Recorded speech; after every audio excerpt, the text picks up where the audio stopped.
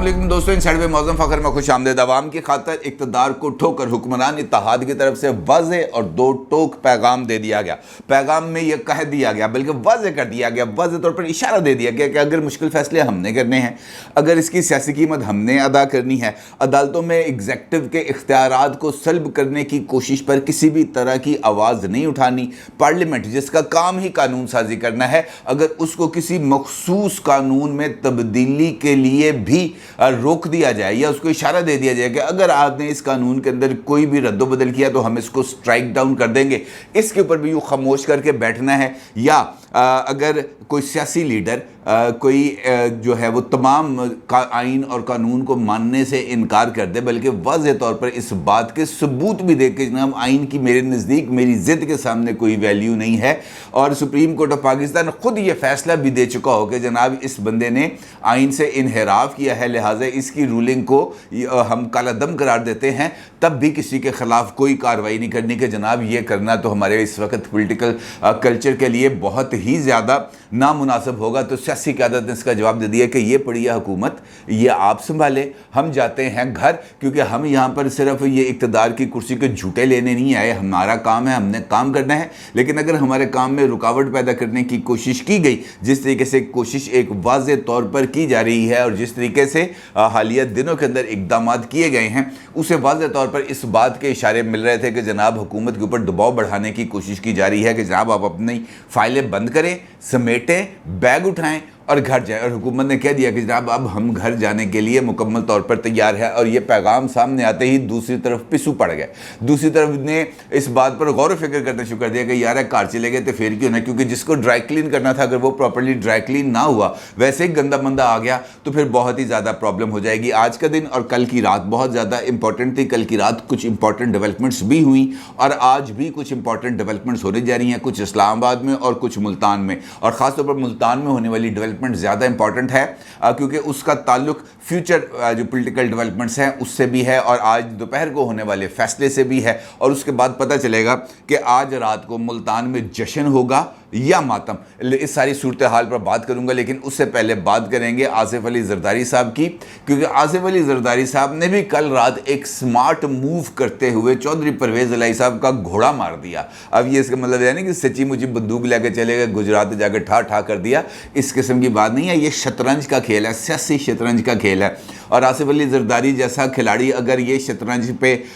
ये शतरंज खेल रहा है और उसने अपनी गेम सेट की भी है, तो वहाँ पर अगर कोई बंदा आकर अपने किसी घोड़े की मदद से कोई कार्रवाई करने की कोशिश करेगा तो फिर उसको सज़ा मिलेगी। और आसिफ अली जरदारी साहब ने ऐसे किया। उस सियासी शतरंज के खेल में चौधरी परवेज़ इलाही साहब की तरफ से जो घोड़ा आगे किया गया था, आसिफ अली जरदारी साहब ने सिर्फ एक चाल के ज़रिए उस घोड़े को उठाकर गेम से बाहर रख दिया। इनसाइड देखने वाले मेरे जो रेगुलर व्यूअर्स हैं वो ये बात जानते हैं कि आज से 3 दिन पहले मैंने एक वीडियो की थी और उस वीडियो के अंदर मैंने आपको ये बताया था कि इमरान खान साहब ने चौधरी परवेज़ इलाही साहब को एक अहम टास्क सौंप दिया है और उनको इस बात की जिम्मेदारी दी है कि वो चौधरी शुजात हुसैन साहब से अपने जो ताल्लुकात की, अब चूँकि उनकी तजदीद हो गई है, उनके रोशनी में वो कुछ आगे बढ़े हैं और गुंजाइश हासिल करने की कोशिश करें और उनको इस बात पर कायल करें कि मौजूदा हुकूमत में उनका ज़्यादा देर रहना उनकी यानी मुस्लिम लीग काफ की जो फ्यूचर पॉलिटिक्स है उसके लिए एक जहर कातिल साबित होगी। लिहाजा वो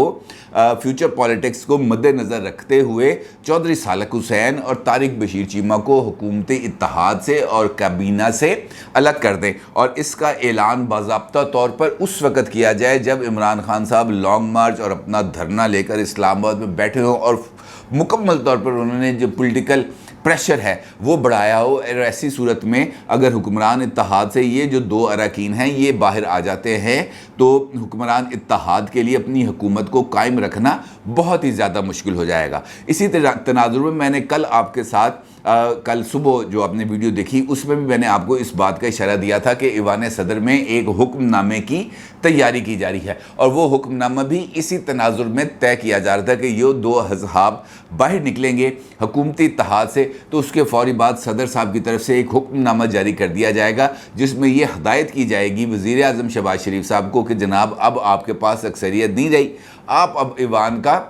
سے دوبارہ اعتماد کا ووٹ حاصل کریں۔ اب یہ تھی وہ گیم جو عمران خان صاحب کی طرف سے سجائی گئی تھی، اور اس گیم کا یقینی طور پر جو پالیٹکس میں ہیں، جو زیادہ اوپر لیول پر بیٹھ کے چیزوں کو دیکھ رہے ہیں، ان کو ہر ایک موو کا ذرا زیادہ جلدی اندازہ ہو جاتا ہے، اور آصف علی زرداری صاحب کو بھی اس صورتحال کا نہ صرف اندازہ ہوا بلکہ انہوں نے اس گیم کو الٹانے کی منصوبہ بندی بھی کی، اور جس طرح میں نے آپ سے گزارش کی کہ انہوں نے ایک چال چلی اور وہ گھوڑا جو آگے کیا گیا تھا اس گھوڑے کو مار کر اس گیم سے باہر نکال دیا۔ آصف علی زرداری صاحب نے کل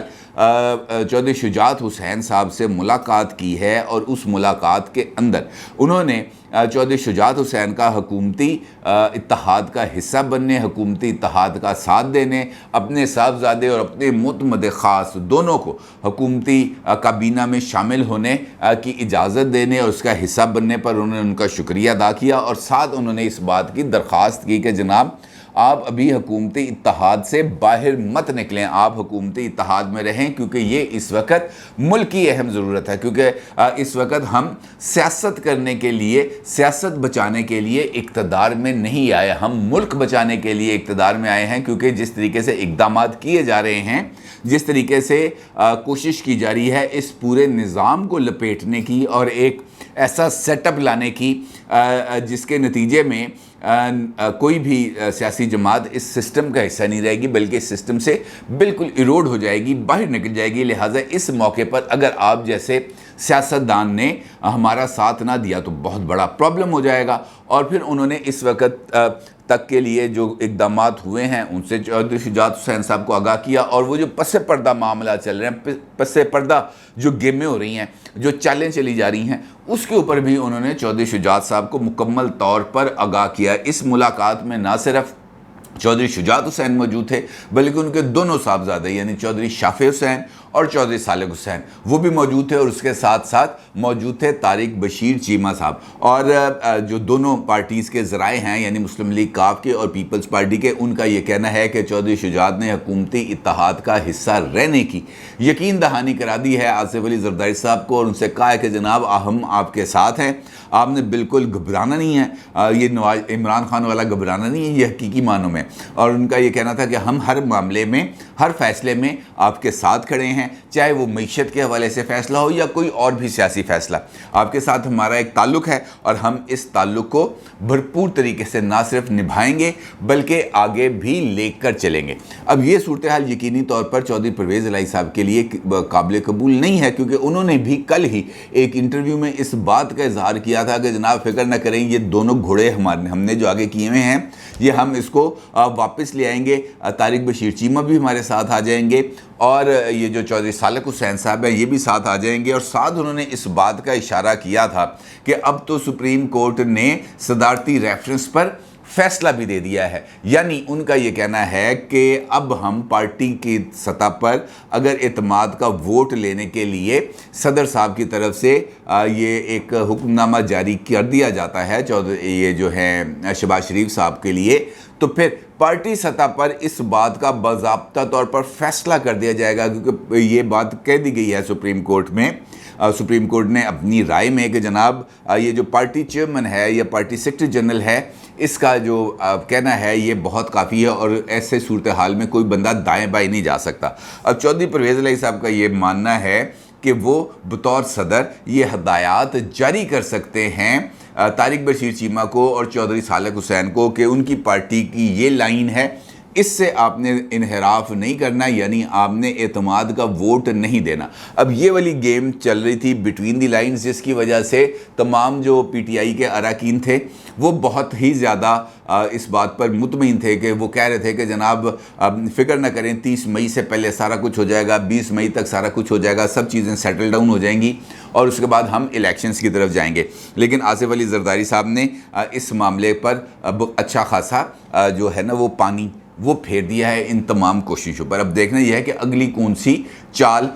تیار کی جائے گی اس صورتحال سے باہر نکلنے کے لیے۔ دوسری جانب جو مختلف ہیلے بہانوں کے ذریعے دباؤ بڑھایا جا رہا تھا حکومتی اتحاد پر کہ جناب آپ دے دیں استعفیٰ، اور اس کے ساتھ ساتھ ایک مکمل ایک بیانیہ تشکیل دیا جا رہا تھا کہ جناب 1.5 ماہ ہو گیا ہے ان لوگوں کو اقتدار میں آئے ہوئے، یہ کچھ بھی نہیں کر سکے، بلکہ ان کے اقتدار میں آنے کے بعد ڈالر کی قیمت میں بھی اضافہ ہوا ہے اور معیشت کی حالت بھی خراب ہوئی ہے۔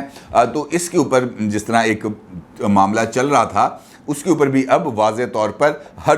ہر طرف ایک پیغام دے دیا گیا کہ جناب ہم یہیں پہ ہیں، ہم نے کہیں نہیں جانا۔ اگر آپ نے ہمارے راستے میں روڑے اٹکانے کی کوشش کی تو نہ ہم نے بجٹ پیش کرنا ہے اور نہ ہی ہم نے کوئی پٹرول، بجلی، گیس کی قیمت بڑھانی ہے، بلکہ اگر ہم پہ زیادہ زور دیا گیا تو ہم نے جو قیمتیں ابھی سیٹ کی ہوئی ہیں اس سے بھی نیچے لے آئیں گے اور اس کے بعد ہم اسمبلی کو ڈیزالو کر دیں گے، پھر آپ جانیں اور آپ کا کام۔ اور یہ والی بات سن کے بڑے بڑوں کے میں نے سنا ہے، پتہ چلا ہے کہ ان کے طوطے اڑ گئے۔ اچھا، اس ساری صورتحال میں مریم نواز صاحبہ نے کل وہ جو ہے خطاب کیا سرگودا میں، اور سرگودا میں خطاب کے دوران انہوں نے تو پبلک پول بھی کرا لیا، وہاں پر اچھی خاصی لوگوں کی تعداد موجود تھی، اور مریم صاحبہ کا یہ کہنا تھا کہ جناب نواز شریف صاحب نے واضح طور پر انکار کر دیا ہے کہ وہ لوگوں پر 1 روپے کا بوجھ بھی نہیں ڈالیں گے، اور اگر ان پر اس بات کا دباؤ ڈالا گیا کہ لوگوں پر دباؤ یہ جو ہے اضافہ قیمتوں کا، مہنگائی کا، یہ اگر منتقل کیا گیا تو وہ حکومت چھوڑ دیں گے۔ اچھا، اس معاملے پر انہوں نے پھر لوگوں سے رائے لی، انہوں نے کہا جناب آپ یہ بتاؤ کہ ہمیں حکومت میں رہنا چاہیے یا حکومت سے الگ ہو جانا چاہیے، جس پر وہاں پہ موجود لوگوں نے کہا چھوڑے حکومت، باہر آئیں۔ اور پھر مریم صاحبہ نے ان سے کہا کہ جناب آپ یہ بتائیں کہ اگر ہم الیکشنز میں آتے ہیں تو کیا آپ ہمیں 2/3 اکثریت دیں گے تاکہ نواز شریف بھی واپس آئیں اور آ کر یہ جو نظام حکومت ہے اس کو بھی سنبھالیں اور معیشت کو بھی ٹریک پہ ڈالیں۔ تو وہاں پر لوگوں نے ہاتھ کھڑے کر کے، یعنی وہ جو ڈیفینیٹلی جب آپ اپنوں میں کھڑے ہیں تو آپ کے خلاف کہاں پہ جائیں گے، تو انہوں نے بھی ہاتھ کھڑے کر کے اپنی سپورٹ کا اظہار کیا۔ اس جلسے کے اندر مریم نواز صاحبہ نے ایک جانب تو عمران خان صاحب کے بیانیہ کا بھی بھرپور جواب دیا، لیکن اس کے ساتھ ساتھ جو امپورٹنٹ انکشاف کیا انہوں نے وہ تھا کہ وہ حکومت میں آئے کیوں۔ مریم صاحبہ نے اس بات کا انکشاف ایک مرتبہ پھر کر دیا کہ عمران خان صاحب کی طرف سے 12 سال تک اقتدار میں رہنے کا منصوبہ تشکیل دے دیا گیا تھا، اور انہوں نے اپنے فرنٹ مین کے ذریعے اس بات کا مکمل طور پر پلان کر لیا تھا۔ فرنٹ مین میں انہوں نے انفیکٹ اس کے لیے لفظ استعمال کیا ہے شریک جرم کا۔ مریم صاحبہ نے کہا کہ عمران خان اپنے شریک جرم کے ساتھ اگلے الیکشن پر بھی ڈاکہ ڈالنے کی تیاری کر چکا تھا۔ عمران کی حکومت گرا کر عمران خان کے 12 سال کے پلان کو، یعنی 12 سال تک اقتدار میں رہنے کے پلان کو فیل کر دیا۔ یعنی عمران خان صاحب کی جو فیوچر پالیٹکس تھی وہ کچھ چیزوں پر بیس کری تھی، اور وہ بیس کری تھی زیادہ تر نومبر میں ہونے والی ایک امپورٹنٹ اپوائنٹمنٹ پر، اور عمران خان صاحب کی طرف سے کسی کو اس بات کی یقین دہانی بقول اشارے اور بقول مریم کہ انہوں نے کسی کو اس بات کی کا گو ہیڈ دے دیا تھا کہ میں اگر نومبر تک رہوں گا تو تم ہو گئے میرے ساتھ آگے سیٹ اپ میں۔ پھر آپ کو پتہ ہے کہ اہم عہدوں پر جو ایک تعیناتی ہوتی ہے اس کی ایک مدت ہوتی ہے، وہ مدت تھی 3 سال، یعنی موجودہ حکومت کے یہ جو 1 سال ختم ہونا تھا اگست میں، اس کے بعد جو الیکشن ہونے تھے اور ان الیکشنز کے نتیجے میں ان صاحب کو تقریبی طور پر 1 سال ہو چکا ہونا تھا، اور اگلے 2 سال بھی انہوں نے رہنا تھا۔ 2 سال کے بعد ان کو پھر ایک ایکسٹینشن مل جانی تھی، اور اس طریقے سے 2 الیکشنز تو کم از کم انہوں نے بھگتا دینے تھے۔ لیکن یقینی طور پر انسان کچھ اور سوچتا ہے، باقی فیصلے کچھ اور ہوتے ہیں، اور ایسا ہی کچھ ہوا۔ دوسری جانب مریم صاحبہ نے اس جلسے میں نون لیگ کے لیے ایک اور بیانیہ، ایک اور انتخابی نعرہ یا ایک اور سیاسی نعرہ وہ دے دیا ہے، اور اب ایک اس کی بہت بڑی اس نعرے کی مسلم لیگ نون کو اس کی قیمت بھی ادا کرنی پڑے گی، اور اس نعرے کا ذکر میں نے آپ سے گفتگو کے آغاز میں بھی کیا ہے، یعنی عوام کی خاطر اقتدار کو ٹھوکر۔ بنیادی طور پر مریم صاحبہ نے اس بات کو لنک کیا ہے نواز شریف صاحب کے ساتھ، اور ان کا یہ کہنا ہے کہ سابقہ حکومت کی تباہی کا ٹوکرا اپنے سر نہیں لے سکتے، عوام پر مہنگائی کا بوجھ ڈالنے سے بہتر ہے حکومت کو خیر آباد کر دیں۔ اب مریم صاحبہ نے بھی یہ بات کی، اور اس کے بعد مولانا فضل الرحمان صاحب نے کل حیرت بہت ہی بڑا جلسہ کیا ہے کل کراچی میں، اور وہاں پر انہوں نے اپنی جو تقریر ہے اس کے اندر بھی بہت ہی زیادہ جو یہ والا موقف ہے مریم صاحبہ کا، اس کو بھی دہرایا ہے، یعنی یہ جو حکومتی اتحاد کا موقف ہے، لیکن اس کے ساتھ ساتھ یہ جو سو موٹو لیا گیا تھا تقرر و تبادلوں پر، اس کے اوپر بھی انہوں نے بہت ہی زیادہ نپے تلے الفاظ میں لیکن کلیئرٹی کے ساتھ تنقید کی ہے۔ مولانا فضل الرحمان کا کہنا تھا کہ عدالت سے ایک شکوہ کرنا چاہتا ہوں، چیف ایگزیکٹو نے FIA کے افسران کو تبدیل کیا، آپ نے سو موٹو کیوں لیا؟ کس کے کہنے پر لیا؟ کیا جلسے میں عمران خان کی گفتگو پر اتنا بڑا اقدام لیا گیا؟ آپ آئیں، آپ حکومت کریں، آپ چیف ایگزیکٹو بن جائیں، عدلیہ کا اپنا کام ہے، حکومت کا اپنا کام ہے، آپ ان لوگوں سے ڈرتے ہیں؟ یہ مخلوق، یعنی ان کے سامنے جو بہت ہی بڑا میسو وہ جلسہ تھا، انہوں نے کہا کہ اگر یہ لوگ جو اس وقت میرے سامنے کھڑے ہیں عدالت کے سامنے آ کے کھڑے ہو گئے